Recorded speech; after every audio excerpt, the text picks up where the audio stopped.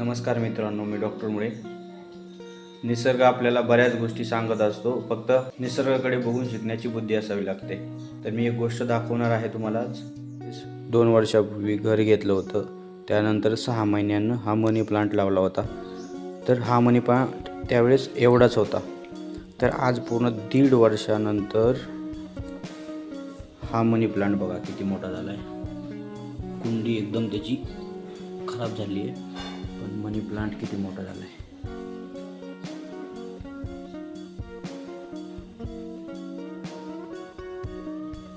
संत कबीर त्यांच्या दोह्यामध्ये म्हणतात, धीरे धीरे रे मना सब कुछ धीरे होय, मालिसीचे सौघडा ऋतू आहे फल होय.